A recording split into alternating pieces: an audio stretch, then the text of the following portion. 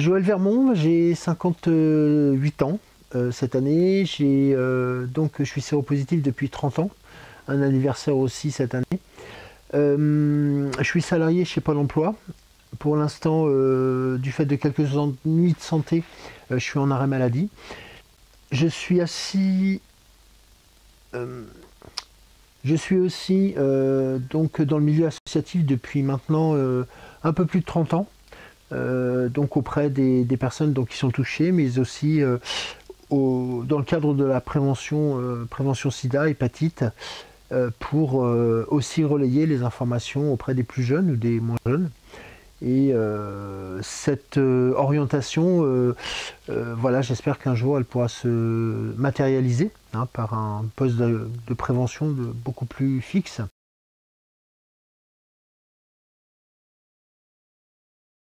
Cette vie, elle a été un peu particulière. Pourquoi? Tout simplement parce que j'ai connu la maladie finale, la fin de cette, ce qu'on peut appeler de la séropositivité. On était dans les années 90, avant l'arrivée des multithérapies, qui ont sauvé beaucoup de personnes et qui, hélas, sûrement n'ont pas eu les effets escomptés. Et donc j'ai sombré dans un coma de 45 jours, j'ai perdu beaucoup de choses par rapport à cet événement. J'ai perdu mon travail, j'ai perdu mon logement, j'ai perdu aussi des proches, des proches familiaux même, qui m'ont tourné le dos assez rapidement. Et il a fallu que je me reconstruise totalement, après 2 années de rééducation fonctionnelle. Ça a été pour moi un parcours du combattant, mais quelque part j'ai eu la chance, si je peux me permettre, d'avoir été proche du milieu associatif, où j'ai rencontré des personnes qui m'ont accompagné, qui m'ont porté, qui ont fait que maintenant je suis, même si je fais partie entre guillemets des survivants du sida, disons j'ai quand même cette chance de pouvoir être là, présent, et de continuer à faire en tant que bénévole ce que j'aime et ce que j'apprécie. La grande difficulté que j'ai pu rencontrer, ça a été celle de la discrimination. La discrimination était particulièrement violente pour moi dans quasiment tous les domaines de la vie que l'on peut rencontrer, que ce soit la vie familiale, la vie sociale, la vie professionnelle. Comme je disais tout à l'heure, oui, j'ai tout perdu en l'espace de 6 mois de temps. Et ça a été quelque part même plus qu'un parcours du combattant, ça a été vraiment une seconde naissance. Voilà. J'ai quelque part, lorsque je me suis réveillé de mon coma, ça a été pour moi une seconde naissance, et de là, j'ai décidé, et avec les médecins, avec mes proches de l'époque, et notamment ma maman qui, hélas, n'est plus là, de faire en sorte que je puisse vivre normalement, vivre de cette maladie, de pouvoir en parler aussi à visage découvert, parce que je témoigne auprès des jeunes, des moins jeunes, parce que pour moi il est très important que l'on puisse perpétuer, même si nous avons un âge certain, pour certains d'entre nous, perpétuer en fin de compte la mémoire de ceux qui sont partis trop tôt, trop vite, nos amis, nos copains, nos amours aussi, pour certains. Et tout ceci a fait que on continue, et on a toujours envie de se battre par rapport à ça, parce que quelque part cette maladie, cette séropositivité, ce virus de l'exclusion, de la honte, comme beaucoup l'ont utilisé, quelque part c'est contre cela que je me bats, et c'est aussi contre cette, comment on peut l'expliquer plus simplement, contre cette image qui est véhiculée par certains en disant que c'est une maladie sale, c'est une maladie honteuse. Non, c'est avant tout une maladie qui touche tout le monde, à tout âge, des relations sexuelles, et qui, à un moment donné, par peut-être manque d'information, par manque de vigilance, va vous faire basculer dans une vie qui est complètement irréaliste, complètement détruite, complètement cassée. Et j'ai rencontré, moi, lors de mes partages, des personnes qui apprenaient ou qui venaient d'apprendre leur séropositivité.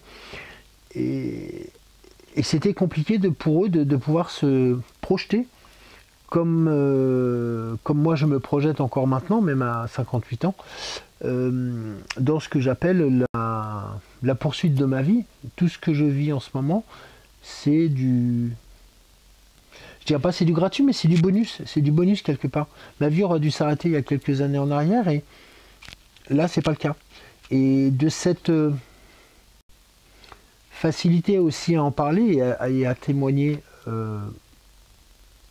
dans tous les cadres de la vie sociale et de la vie professionnelle, ça permet aussi pour les personnes qui sont peut-être moins engagées ou peut-être moins volontaires par rapport à ce partage. C'est vrai qu'il faut faire de... je reprends. C'est vrai qu'il faut, lorsqu'on apprend sa séropositivité, de quelque part, peut-être de sélectionner les personnes ou pas, à qui on va le dire, à qui on va pas le dire. Parce que quelque part, un jour, on vous le reprochera, comme ça a pu être mon cas. Ça a été le cas pour plusieurs personnes. Et de ces éléments-là, on en apprend une nouvelle leçon de vie. On en apprend une nouvelle pratique en se disant, quelque part, ok, moi je vais l'annoncer, je vais en parler, mais sur certains traits ça peut être ma contamination, ça peut être la façon dont je le vis actuellement, de mettre quelques barrières un peu plus supplémentaires, chose que je ne faisais pas auparavant parce que je trouvais que c'était très important de pouvoir tout dire de cette maladie. Et de ces éléments-là, on arrive à se construire et on arrive à évoluer et surtout à se mettre en... Je vais utiliser le terme volontairement, de se mettre en valeur, parce que quelque part, même si on vit une séropositivité, on vit la maladie, on vit le sida, quelque part c'est avant tout un combat qu'on va mener tous les jours, un combat contre les médicaments, un combat contre les effets secondaires, et puis sur le regard des autres, ceux qui n'ont pas encore compris, ceux qui ne veulent pas comprendre. Et voilà, ça fait partie d'un ensemble. Et de ce vécu, on en retire automatiquement des choses positives. J'en ai parlé tout à l'heure, et je rencontre encore des personnes qui ont, grâce à ce trait commun que nous avons d'être séropositifs, voilà, on arrive à s'apporter des éléments positifs et des éléments constructifs ne serait-ce que pour pouvoir vivre des instants présents, vivre des choses qui sont fortes, alors que quelque part, le VIH, il ne faut pas l'oublier, la séropositivité aurait tendance à plus isoler la personne plutôt que de la rassembler. Et le rôle des associations, et c'est ce qui me porte moi dans ce cadre-là, c'est de faire au maximum pour les autres, mais pour moi aussi, parce qu'en fin de compte, ce que je vais moi apporter aux autres, ils me le renvoient autrement, différemment, mais ces éléments-là vont être très forts.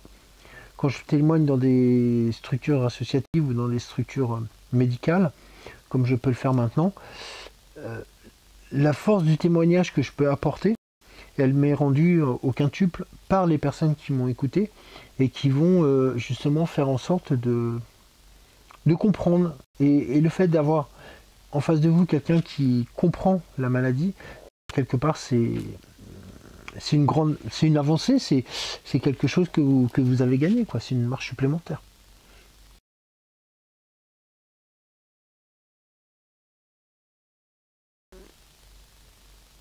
Sur les éléments qui sont voilà, qui existent maintenant et dans mon quotidien. J'ai la chance, comme je disais tout à l'heure, d'être dans le milieu associatif. Et souvent, voilà, il y a des choses qui évoluent dans la maladie, rien n'est statique, heureusement, que ce soit par rapport au traitement, par rapport à l'évolution de la maladie. Mais il y a une chose qui est très positive et pour laquelle je serais partagé, c'est l'attention qui nous est portée maintenant pour notre bien-être, pour ce que l'on appelle en fin de compte, nous sommes accompagnés pour médicalement, pour certains points sociaux, mais maintenant va se développer, enfin j'espère que ça se développera de plus en plus parce que j'ai la chance d'en bénéficier là actuellement, c'est ce qu'on appelle l'accompagnement thérapeutique. L'accompagnement thérapeutique, qu'est-ce que ça va représenter? Ça va être en fin de compte un ensemble de personnes, de praticiens ou de salariés associatifs ou des salariés voilà, de structures qui vont apporter leur savoir, que ce soit au point de vue médical pour le médecin, d'un point de vue psychologique pour aussi nous aider quelque part quand on a, voilà, quand on a 10, 15, 20 ans de séropositivité, c'est toujours pas évident de pouvoir essayer de ne serait-ce que voilà, de se projeter, mais même le fait de vivre tout simplement au jour le jour. Socialement, parce que socialement, hélas, on a encore, et même si pour quelques-uns, pour nombre d'entre eux, même si socialement pour les nouveaux, enfin si je peux me permettre, les nouveaux séropositifs ou autres, ils ont la chance de pouvoir continuer à travailler dans le même cadre. Pour nous qui sommes un peu plus âgés, entre guillemets, l'apparition des pathologies donc, nous font, hélas, c'est un peu la situation actuelle, nous mettre en arrêt maladie et ou nous mettre dans des situations où nous sommes plus en mesure de pouvoir travailler. Et cette situation-là, outre, va enclencher l'isolement, mais aussi va enclencher le fait de se dire, mais à un moment donné, je ne sers plus à rien et j'ai plus envie de, voilà, de m'occuper de moi, j'ai plus envie de faire autre chose. Et de ces constats qui ont été faits, l'accompagnement qui est proposé pour l'instant à titre d'essai, mais qui, je suis sûr, va se développer, va enclencher de nouveaux échanges avec un médecin, de nouveaux échanges avec une psychologue, mais aussi avec une structure sociale qui vient aussi quelque part aider en cas de problématique. Et quelque chose que j'ai donc là depuis maintenant un peu plus d'1 mois et demi, qui avait existé il y a quelques années en arrière, c'est-à-dire il y a un peu plus de 30 ans, c'est tout simplement de s'occuper de soi et de s'occuper de son corps.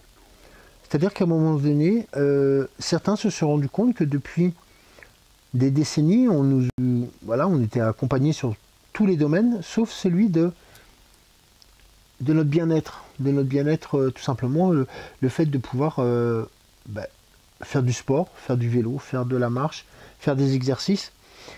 Et ces éléments-là, en fin de compte, on les a,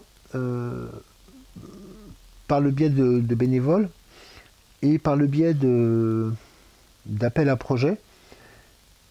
J'ai rejoint un groupe, on est maintenant 5, j'ai rejoint un groupe de 5 personnes qui, à un moment donné, ont envie de s'occuper de leur corps, ont envie de bouger et puis en même temps de pouvoir créer de nouveaux liens sociaux, des nouveaux liens entre nous.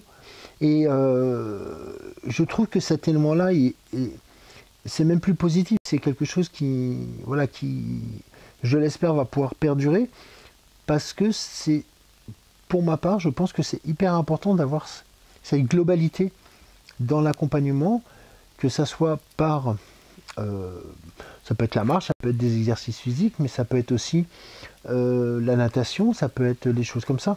Et ce qu'il faut savoir, c'est que, et moi j'ai juste donné un exemple par rapport à ça, c'est que souvent on nous dit, oui, c'est bien quelque part, ça serait bien de faire des exercices, soit en club ou des choses comme ça. Mais la plupart du temps, quand on veut rejoindre un club sportif ou un alors, une salle de sport, on va être beaucoup plus généraliste. La plupart du temps, on nous demande un certificat médical. Et, sur cette nouvelle prise en charge, cette nouvelle, en fin de compte, ce nouvel accompagnement va permettre aussi, et je le pense sincèrement, parce que j'en ai déjà parlé avec les protagonistes, d'apporter une certaine une